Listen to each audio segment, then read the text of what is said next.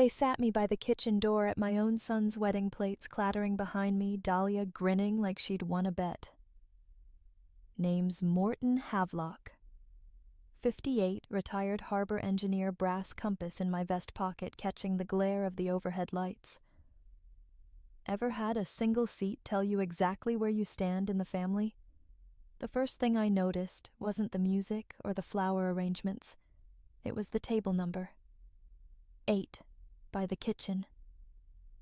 I stood there a moment, holding the place card between my fingers, feeling the weight of the small white rectangle as if it were a verdict. Dahlia, my daughter-in-law, was making her way toward me, the lace of her dress catching the golden light from the wall sconces. She smiled, but it wasn't the kind of smile you take home. "Just here should be fine for you, Morton," she said, gesturing toward a chair wedged between the swinging kitchen doors and a service station stacked with silver coffee urns. The clatter of plates and the hiss of a dishwasher seeped through the opening every time the door swung. I didn't protest. I slipped into the chair, the cushion sagging slightly, and set my napkin on my lap. My fingers brushed the brass compass in my vest pocket, the one Admiral Rainey had given me after my first real storm run 3 decades ago. The metal was warm from my body heat, the etched lines still sharp. Back then, someone had called me captain without irony. From this vantage point, the banquet hall looked like a stage from the wings. The head table gleamed under the chandeliers, positioned far enough from me that I could watch, but not be part of the performance. Dahlia floated between clusters of guests, her laugh ringing just above the low hum of conversation. A younger man, one of Calder's colleagues I guessed, leaned toward her, nodding in my direction. "Who's that?" he asked, voice carrying just enough to reach me. "Oh, just an old dockhand of the family," Dahlia replied with a light chuckle. A few nearby guests gave polite smiles, their eyes already sliding elsewhere. I reached for my water. The ice had mostly melted, leaving the drink tepid with a faint metallic tang. I let it sit on my tongue before swallowing, as if cataloging the taste for some future use. The smell of baked salmon drifted over from the kitchen, mingling with the starch of pressed linens and a faint whiff of lemon from the floral centerpieces. The catering staff moved in and out, their black shoes squeaking against the polished floor.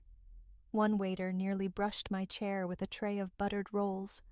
I shifted slightly, adjusting my view to see the front tables where Calder sat leaning in to hear a story from one of his Navy buddies. His smile was broad, genuine, unaware of the little seating politics unfolding behind him. I let my gaze wander over the room, memorizing the layout, the people, the tiny hierarchies in who sat where. Weddings were like harbors. The big ships got the prime berths, and the smaller craft made do with whatever mooring was left. You learned to read those arrangements as clearly as tide charts. That old dockhand remark landed softly in the air, barely a ripple to anyone else but to me. It thudded like a dropped mooring hook. It told me exactly where Dahlia thought I belonged, and I filed it away without changing my expression. From the corner of my eye, through the shifting bodies of guests, I saw Admiral Rainey step into the room. Even out of uniform, he carried himself like a man used to the deck of a destroyer, but tonight he was in full dress whites ribbons catching the light posture straight as a mast. My instinct was to stand, but a line of well-wishers closed in around him, shaking his hand, patting his back. I stayed seated, my thumb circling the compass in my pocket, listening to the faint clink of cutlery and the muted crash of pans beyond the door. Somewhere between the smell of fish and the sight of that white uniform, a thought anchored itself. This seat might be where I started tonight, but it wasn't where I'd end. The ledger wasn't supposed to be interesting. Rows of numbers rarely are. But that morning in early 2022, in the Port Authority records office, a line on the screen snagged my attention like a frayed rope catching a bollard, small, ugly, impossible to ignore. The room was a windowless rectangle with scuffed tile and a flicker in the far left light that no one fixed. I'd been given a login for archived scans. The air smelled faintly of old paper and toner. I scrolled through payroll maintenance fuel, then saw it consulting Caraway Maritime Media. The amount wasn't huge, but it appeared 3 times in 6 months, cut into neat sums the way you slice pie so no one notices a missing piece. I printed the relevant sheets. The machine wheezed out warm paper dotted with faint toner skips. I stacked them square and slipped them into a folder. Consulting had no place in a pension fund's expenses, not without board approval. By afternoon, I'd had enough recycled air. I walked to the old clipper restoration dock. Sawdust, salt water, and honest work waited there. Jorge and Lynn were debating plank curvature when I arrived. Evening Mr. Havelock Jorge called. I reached into my vest for the compass habit, not necessity, and it slipped. Brass flashed, then a dull thud on the deck. When I picked it up, a crack ran across the glass from 8 o'clock to 3. The needle still swung loyal, but blemished. I pressed my thumb over the fracture, as if warmth could mend it, then pocketed it again. We worked until the river's pewter light turned blue. Pitch clung to my cuffs. Shavings curled against my boots. I left for the riverside diner, the compass a steady weight against my ribs. Rainey was in a booth, coffee half gone, posture straight. "Morton," he said, standing to shake my hand. His grip was dry, steady, built for a pitching deck. We sat. "You look like a man who found a leak," he said. I slid the prints across. Consulting fees. Pension fund. Dahlia's outfit. He read in silence, knuckle-pinning the corner like a chart on a windy bridge. Finally he nodded. "You'll want to blow it open." "Don't. They'll call you bitter old. Let the paper bleed them small cuts, no frontal assaults." The meatloaf arrived. We ate the diner's neon open sign humming in the window. I placed the cracked compass on the table. "Dropped it tonight," I said. Rainey studied it. "Don't fix it yet. Wait until the ship's right." We went through the statements again slower. I circled dates where withdrawals matched board travel. "Treasurer signs off," I said. "Sometimes the chair." "Sloppiness," he said. "Or cover." "Or both." I jotted names, treasurer chair, controller, a junior accountant who'd vanished after the first payment. The waitress refilled water. Her bangles clicked like bells. Outside, the river breathed. "You'll want to shield Calder," Rainey said. "Don't. Stay clean. Let the documents speak statements, invoices, emails. Paper doesn't blink." "Paper trails can be edited," I said. "Not if you take them before they know you looked," he replied. "Build a timeline simple enough for a layman to ride like a rail. Every good prosecution is a good story." I slipped the compass back into my pocket. The crack caught on the lining. "I'm not prosecuting." "You're righting the ship," he said. "Same work, different hat." Outside the air bit at my ears. Rainey took a folded napkin from his coat, wrote a list of names and places, the treasurer's file cabinet, a storage room of old approvals, the security desk that kept footage too long. "These are the tides you'll need to watch." I folded the napkin carefully. The compass pressed against my ribs, its flaw intact. I'd carry it until the work was done, a reminder of what carelessness costs and what patience can repair. The headline glared up at me from the cafe's communal newspaper rack, "A relic restoring relics." I didn't have to read the byline to know whose hand had guided it. Dahlia had a knack for framing stories she was, after all, in the framing business. The article painted me as a sentimental old dockman tinkering with a nostalgic pet project while the younger generation pushed the port toward modernity. They'd given me a quaint little corner in print like a museum piece polished for display.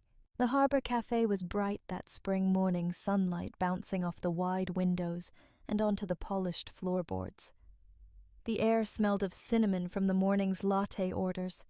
A refrigeration unit hummed steadily in the corner, blending with the low murmur of conversation. I had my back to the water, a habit I'd never quite gotten used to, but Elaine Maris had asked for somewhere discreet, and the booth in the back fit the bill. Elaine slid into the seat opposite a slim folder tucked under her arm. She was one of the port's accountants. Sharp eyes, steady hands, the kind of person who notices when a decimal feels out of place. She didn't bother with small talk.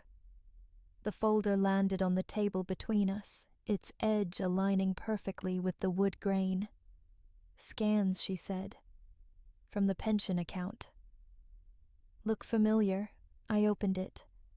Photocopies of transactions, each neatly highlighted in pale yellow. Caraway Maritime Media, same as in the ledger. Dates matched the withdrawals. I'd already flagged amounts, just shy of triggering additional approval. "How did you pull these?" I asked. Elaine sipped her coffee before answering. "Quarterly audit archives. No one watches the watchers, Morton. You'd be surprised what sits there waiting for someone to care." Before I could respond, my phone buzzed. An email from Port Security. Media requests.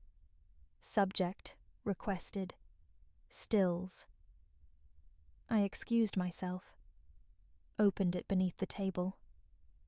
The attachments loaded slowly. Grainy images stamped with a digital timestamp.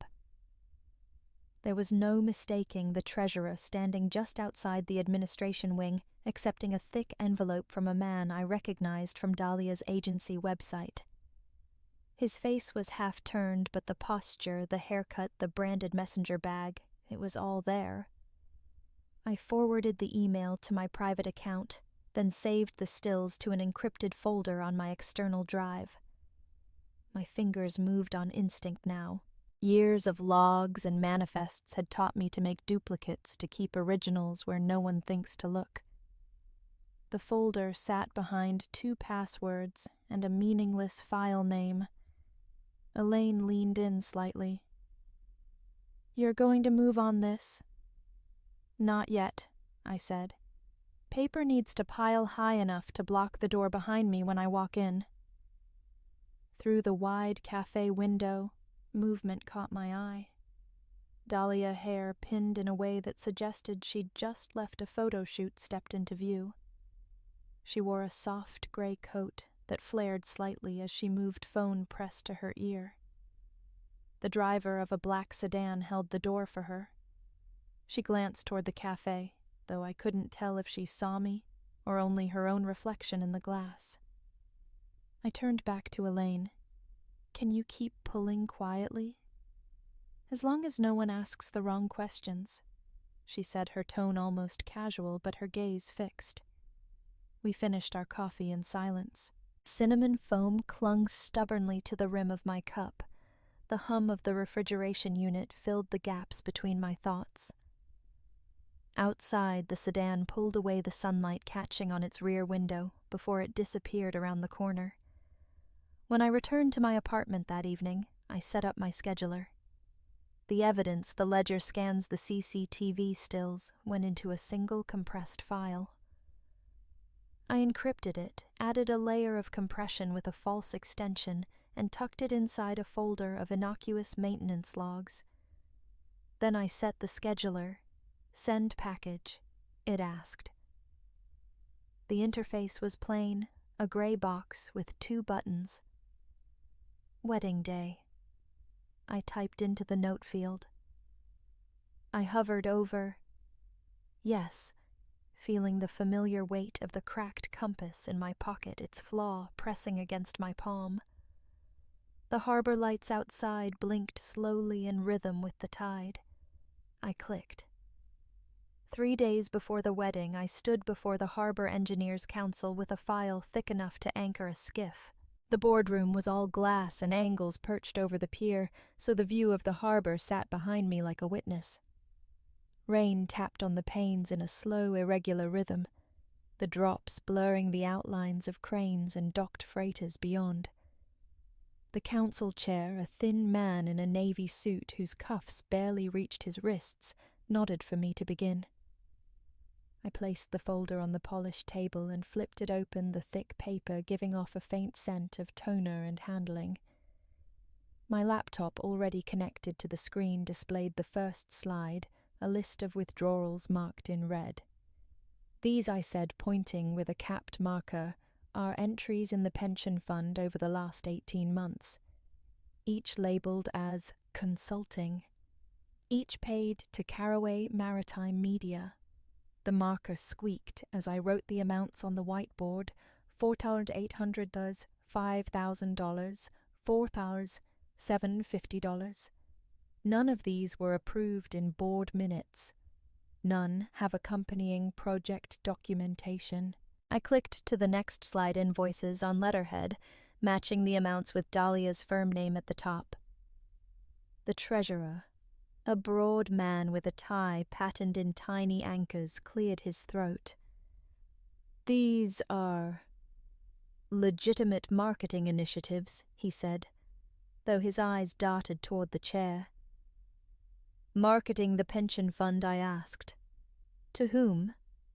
My tone stayed even the way you do when plotting a course through a narrowing channel. A rustle in the back row drew my attention. Dahlia sat there, legs crossed, one stiletto rocking slightly. Her eyes met mine over the heads of the lawyers.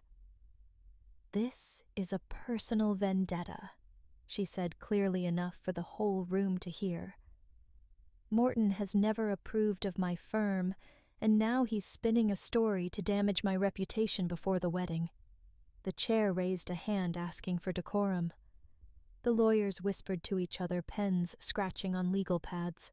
I clicked again. Grainy stills from the port's security cameras appeared, showing the treasurer accepting an envelope from Dahlia's agency representative. The timestamp glowed in the corner, impossible to ignore. "I don't need anyone to take my word," I said. "These records speak for themselves." The vote to initiate an investigation was called. Hands went up, some for some, against some hesitating mid-air. The chair began counting, but I already knew the result would be split. The treasurer's face had gone a shade paler, as if the rain outside had drained into his skin. In my pocket, my phone vibrated once, a test ping from the scheduler. A reminder that the package scans Still's ledger entries was primed to send automatically during the wedding. The countdown had already begun. I closed the folder and uncapped the marker again, circling one of the invoice dates. "This," I said, "is the same week our pension fund's projected growth dipped for the first time in 6 years. The marker's squeak sounded loud in the room, like a hull groaning against a dock. The chair tapped his pen. "We'll reconvene once we've—" I cut in gently. "No need. The process is already in motion." I gathered my papers, the edge of one catching on the damp cuff of my trousers from the walk-in. The smell of wet wool rose faintly. Dahlia didn't look up as I passed. Her attention was on her phone thumb, moving fast. Outside, drizzle misted the boardwalk, softening the shapes of people hurrying along the waterfront. A gull wheeled overhead, its cry sharp against the steady lap of water against pilings.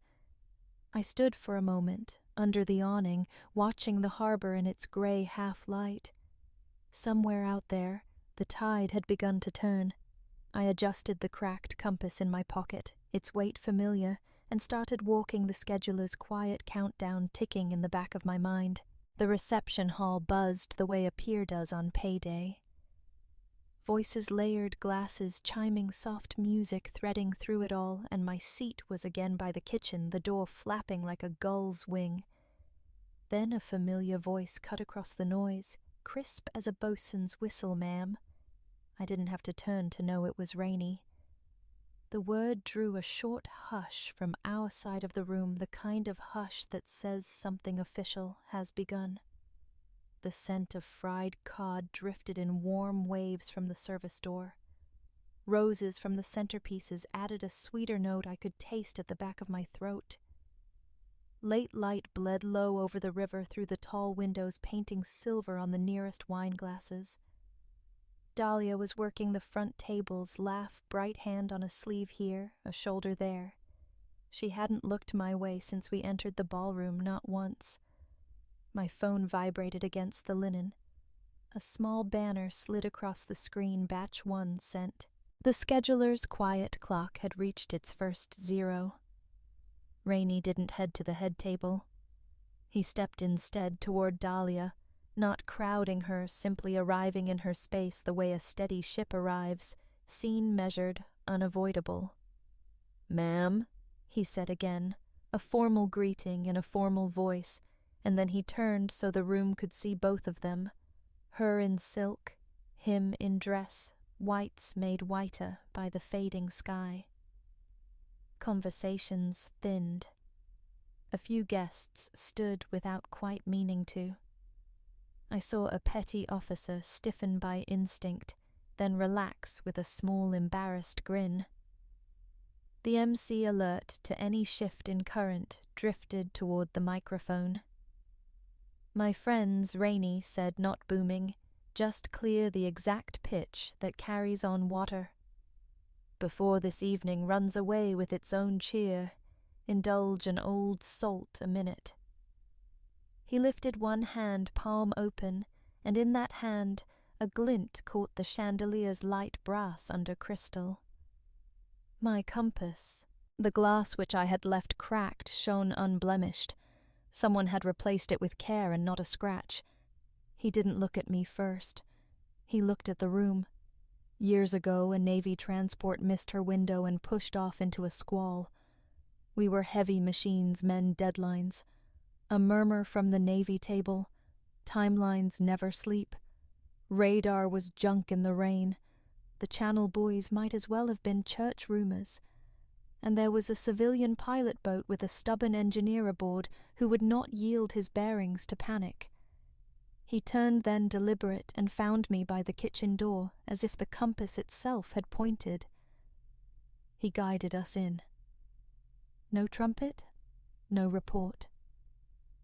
Just a steady line in a messy storm. The MC, catching up, set his hand lightly on the mic. "Ladies and gentlemen," he said, "if you'd join me in acknowledging." He faltered suddenly, unsure which name to say first. Phones like a school of fish turning in unison lit up around the room. Thumbs, lifted eyebrows rose. A few heads tilted closer together. From somewhere behind me came a soft, synchronized buzz, the sound of notifications arriving table by table. On my screen, the second banner board statements delivered. The room's hum changed pitch by a hair. You can feel that if you've spent your life around engines, you hear the note shift before you know why. Dahlia's smile shivered. Not much, but I saw it. Her hand went toward her clutch, then stopped halfway, as if something heavier had materialized there. Calder at the head table had his phone face down, a habit I'd drilled into him when he was young and we ate near the water. His fingers moved toward it, paused, withdrew. He looked from Rainey to me and then to his wife, reading currents the way I taught him eyes, not instruments. Rainey lifted the compass. The repaired glass threw a small star of light onto the ceiling. "This is the instrument he carried," he said. "Old-fashioned, some would say. The kind built to tell you the truth even when the sky lies. We've had finer gear since and glowing screens. But a true bearing still asks for a steady hand. The MC chose then. "Mr. Havelock," he said into the mic voice, warm with borrowed authority. Would you please join us at the head table? I stood, not quickly.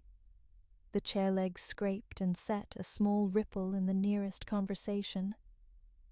The kitchen door swung, releasing a breath of heat and cod and vinegar, and then fell shut with a sigh. I walked the aisle the way I walk, a narrow channel, eyes forward, every step placed, delighted to feel how little it mattered what anyone thought of the old dock rat in a suit by the brooms. Phones buzzed again. CCTV stills delivered. A guest near the aisle pressed 2 fingers to his lips, then thought better of it. A woman in navy blue put a hand to her heart. The treasurer he was here, of course he was, had gone the color of unanchored fog. At the head table, Rainey met me halfway. He held the compass at chest height, and for an absurd, tender moment, I thought of a christening, how you cradle a thing as you name it. Morton, he said quietly enough that only the front tables could hear order returns after the storm. He placed the compass in my palm. The glass was cool, seamless. My thumb found no ridge, no crack. I felt something in my chest shift a degree toward true. Applause began at the Navy table, unsure at first, then grew as civilians caught the cue. It rolled forward in a single clean wave, startling in its sincerity. I didn't look at Dahlia until the sound had crested. When I did, she had turned slightly away, as if to study a flower arrangement, but her eyes were on her phone. The glow on her cheek told me what she was reading. Numbers, invoices, time-stamped stills, evidence that doesn't blink. Calder rose from his seat. He didn't touch his phone. He didn't touch his wife. He simply made a small gesture with his hand, the one I taught him when dock lines knot and you need them walked back slowly. It meant return. Breathe. Come home. She took one step, then another, then stopped mid-stride, caught between the stage she'd built and the tide that had turned without her permission. Color drained a shade from her face. Someone at the far table coughed into a napkin. The MC mercifully began to talk again, something cheerful about cake and how every good story includes weather. I eased into the offered chair at the head table. The linen felt different here, newer, softer, a trick of fabric, or maybe just perspective. Rainey sat too, and under the applause that still pattered like rain on the windows said nothing. Good sailors don't talk much once the harbor is made. The last of the daylight slipped off the river, leaving the glass panes black and reflective. In their mirror I could see the room regarding itself. Uniforms and suits and dresses. The sudden hush that follows a change in wind. The quick, embarrassed laughs that people make when they realize they've been part of a chorus without learning the words. My phone vibrated a final time. Board minutes requested.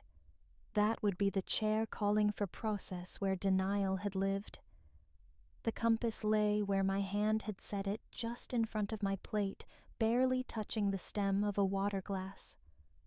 The chandelier above caught in its face again, making a tiny, bright star. I closed my hand around it, feeling the smooth, whole glass under my fingers, as the room hummed with both celebration and scandal. Somewhere behind the service door, a timer dinged and someone shouted, "Hands," as if the kitchen itself understood that a complicated order had finally come up right. By morning, the council's interim report confirmed what anyone with a phone already knew. The phrasing was careful controls under review transactions in question, but it landed like a gavel. Not long after a single text from Dahlia appeared. I will step back. No apology, no explanation, just retreat like a boat slipping its moorings at low tide. That afternoon, I headed to the restoration workshop behind the old shipyard, where the air smelled of beeswax pine shavings and salt carried in on the breeze. sunlight angled down through high windows, catching dust motes that hung and turned like slow-moving stars. The timbers of a half-restored hull in the dry dock let out an occasional creak, as if remembering the water. Jorge worked a hand plane along a plank, curls of wood falling at his feet, while Lynn tested the fit against the frame, humming under his breath. Rainey arrived carrying a manila folder. He set it between a tin of bronze screws and a block of beeswax. "Let's make it official," he said. We stood at the workbench and signed the paperwork to establish the Youth Maritime Restoration Program. The recovered pension money would be its foundation, paying apprentices, buying tools, restoring vessels that deserved a second life. A notary from the port office stamped the final page, the round seal leaving a raised impression that seemed heavier than it looked. "First group starts in August," Rainey said, tapping the page. 6 apprentices. We teach them, pay them, and send them home with more than blisters. "Tools before lectures," I replied. "And lunches you can actually eat." Jorge glanced up. "We'll show them how to read the grain." "And the weather," Lynn added. Calder appeared in the doorway carrying a flat brown paper package. He unwrapped it to reveal an old photograph me at the helm during the storm jaw set spray frozen mid-air by a camera's flash. "Harvey had this," he said. "Thought you'd want it." He looked toward the glass display case Rainey had ordered oak. Base thick glass, no frills. Inside sat the brass compass, its glass face whole again. Calder framed the photograph simply, then stood there longer than needed, adjusting its angle beside the compass. His thumb left a faint mark on the glass before he wiped it away. I watched him in the warm light, feeling a quiet span bridge the years between us. Rainey must have noticed too. He kept his eyes on the folder, saying nothing. We sketched the first training schedule on the back of an old Manifest Safety Drills tool care reading plans and Saturday visits to the Coast Guard cutter. Calder offered to bring a couple of his sailors to teach knot work and maintenance. The plan filled quickly like a chart marked with the day's course. The workshop felt still like slack water between tides. Outside gulls wheeled over the harbor. I buffed a plain sole until it gleamed. My phone buzzed. An email from the auditors. Preliminary findings confirm misappropriation. A spreadsheet was attached, restitution amounts in neat, orderly rows. I forwarded it to Rainey, then set the phone face down. "You going to frame that?" Calder asked, almost smiling. "No," I said. "We'll frame the first apprentice's certificate instead." He nodded, eyes drifting back to the compass case. The hull in the dry dock gave another creak, as if in agreement. Outside, the tide prepared to turn again. The Maritime Museum's new display gleamed under soft amber lights, my brass compass, and the storm photograph side by side. The oak case had been polished to a low shine, the glass so clear it looked like you could reach in and turn the wheel yourself. The smell of fresh paint mingled with the faint tang of tarred rope from the heritage rig outside, drifting in through the open double doors. A class of schoolchildren clustered in front of the case faces nearly pressed to the glass. Their chatter rose and fell like a flock of gulls over a working pier. One boy cupped his hands to block the glare, peering in as if he might spot salt still clinging to the compass. Another mimicked holding a ship's wheel lips, moving silently in some imagined command. I stood a few steps back, letting them look before I began the tour. That compass guided a transport through a nor'easter, I told them, pointing at the photograph. But the real trick wasn't steering, it was keeping my word to the people who counted on me. You can't read that on a dial. We moved through the Clipper exhibit, pausing by a half-hull model, a rack of weathered charts, and the skeleton of a mast section. I told them about reading the sea, how the color of the water changes with depth, how clouds pile up ahead of a squall, how a promise to yourself is as binding as a promise to a crew. Rainey shadowed the group, answering the sharper questions with his usual measured ease. Calder kept pace on the other side, occasionally leaning down to explain a term or gesture toward a line splice. Near the far end of the hall, Dahlia stood apart just inside the frame of the big window that overlooked the river. She wore a navy coat, hair pulled back, hands clasped loosely. When our eyes met, she held my gaze for a moment, then gave the smallest of nods. No words, no smile, just a signal acknowledged between two vessels passing in open water. She turned and walked out before the students noticed. Back near the compass case, Rainey cleared his throat and raised his voice just enough for the class to hear. Starting this year, the Havelock Rainey Scholarship will sponsor 2 apprentices annually in maritime restoration, funded entirely by the recovered pension funds. A ripple of applause spread among the adults in the gallery.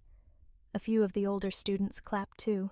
One girl, maybe 12, with a braid down her back, lingered by the compass after the others drifted toward the gift shop.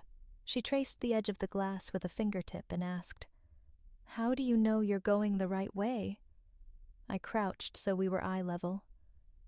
"You check it," I said, tapping the compass glass gently against what you promised yourself long ago.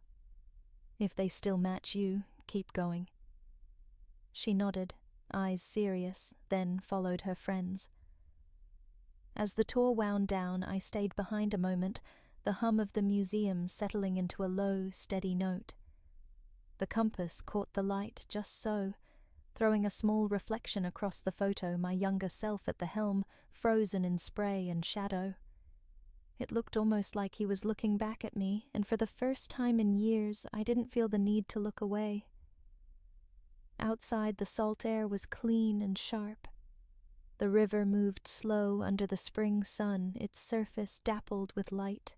A gull circled once before gliding toward the breakwater. My phone buzzed in my pocket. I pulled it out to see a new message from the editor of the Harbor Journal. "Would you write a piece for us?"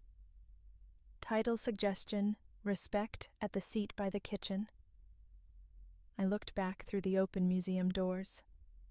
The students were filing out, still talking over one another, their voices bright in the afternoon.